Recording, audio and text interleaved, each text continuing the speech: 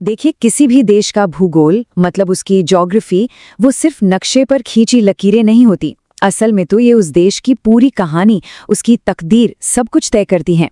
उसकी क्या स्ट्रैटेजी होगी, दुनिया में उसकी क्या पहचान बनेगी, सब इसी पर टिका होता है। तो चलिए आज भारत की इसी ज्योग्राफिकल स्टोरी को, इसकी बुनियाद को थोड़ा और करीब से समझते हैं।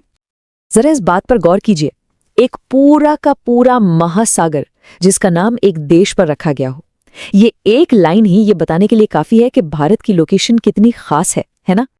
और ये कोई नई बात नहीं है, ये कहानी तो सदियों पुरानी है। चाहे वो मसालों के पुराने रास्ते हों या आज के मॉडर्न सी रूट्स और एयर रूट्स, भारत हमेशा से दुनिया का एक अहम चौराहा, एक जंक्शन पॉइंट रहा है। एक ऐसी जगह जहां आकर रास्ते मिलते भी थे और यहीं से नई मंजिलों के रास्ते निकलते भी थे। तो आइए इसी रणनीतिक चौराहे का मतलब क्या है, इसे थोड़ा और गहराई से समझते हैं, क्योंकि भारत की ग्लोबल इंपॉर्टेंस का सारा राज सच कहूं तो इसी में छिपा है। अगर आप एशिया के मैप को देखें तो भारत ठीक बीच में है और ये दक्षिण की तरफ मतलब नीचे की ओर हिंद महासागर में एक बड़े हिस्से की तरफ फैला हुआ है। इसका सीधा नतीजा ये हुआ कि भारत एक नेचुरल ब्रिज बन गया, जो एक तरफ अफ्रीका और यूरोप को तो दूसरी तरफ बाकी के एशिया को जोड़ता है। ठीक है, तो ये तो हो गई बड़ी पिक्चर। अब थोड़ा जूम इन करते हैं और ग्लोब पर उंगली रखकर देखते हैं कि भाई भारत का एकदम सटीक पता क्या है। दुनिया के नक्शे पर ना हर देश का एक ग्लोबल एड्रेस होता है। कुछ नंबर से ये तय होता है जिन्हें हम लैटिट्यूड और लॉन्गिट्यूड कहते हैं। भारत का पता भी इन्हीं रेखाओं के बीच छुपा है। चलिए इन नंबरों को थोड़ा आसान भाषा में समझते हैं। इसका मतलब बहुत सिंपल है। भारत पूरी तरह से इक्वेटर यानी भूमध्य रेखा के ऊपर नॉर्दर्न हेमिस्फीयर में है और प्राइम मेरिडियन के पूर्व में यानी ईस्टर्न हेमिस्फीयर में। बस इन्हीं नंबरों से दुनिया के मैप पर भारत की पहचान तय होती है। और एक मजेदार बात, ये जो कर्क रेखा है यानी ट्रॉपिक ऑफ कैंसर, ये कोई मामूली लाइन नहीं है। ये देश के लगभग बीचों बीच से गुजरती है और भारत को करीब करीब 2 बराबर हिस्सों में बांट देती है। इसका असर यहाँ के मौसम से लेकर फसलों तक हर चीज पर पड़ता है। अच्छा, अब यहाँ एक बहुत ही मजेदार पहेली है। सोचिए जरा, अरुणाचल प्रदेश में सूरज गुजरात के मुकाबले लगभग 2 घंटे पहले उग जाता है। तो फिर सवाल ये है कि पूरे देश में सबकी घड़ियां एक ही टाइम कैसे दिखाती हैं? कमाल की बात है ना? इस पहेली का जवाब है हमारा इंडियन स्टैंडर्ड टाइम यानी IST।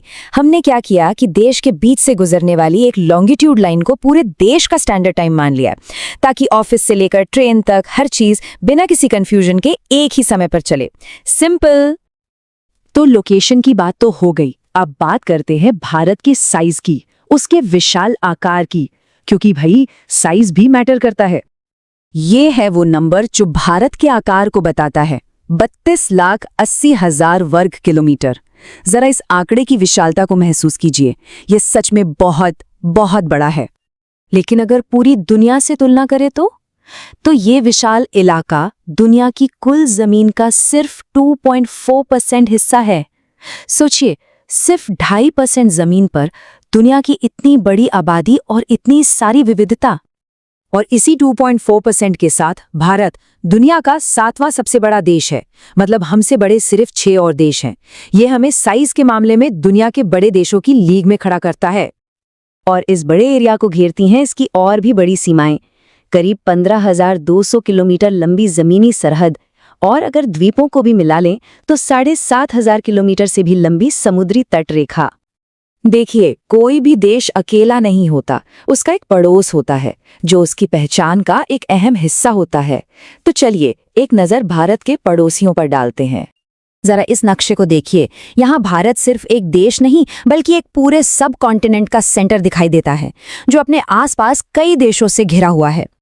जमीन के रास्ते हम पाकिस्तान, अफगानिस्तान, चीन, नेपाल, भूटान, बांग्लादेश और म्यांमार से जुड़े हैं, और समुद्र के रास्ते हमारे साथी हैं श्रीलंका और मालदीव।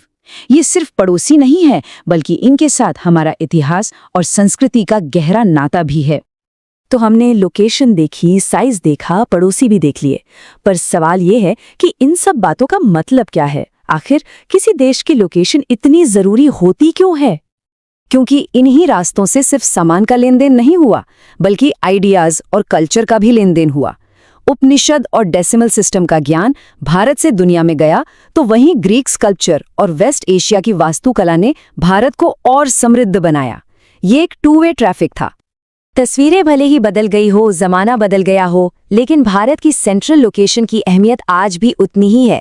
बल्कि 1869 में जब स्वेज नहर खुली तो यूरोप से दूरी सीधे सीधे 7,000 किलोमीटर कम हो गई, जिसने भारत की इस स्ट्रेटेजिक लोकेशन को और भी कीमती बना दिया। तो देखिए, सवाल ये नहीं है कि भूगोल भविष्य को आकार देगा या नहीं, वो तो तय है, वो हमेशा से करता आया है और आगे भी करेगा।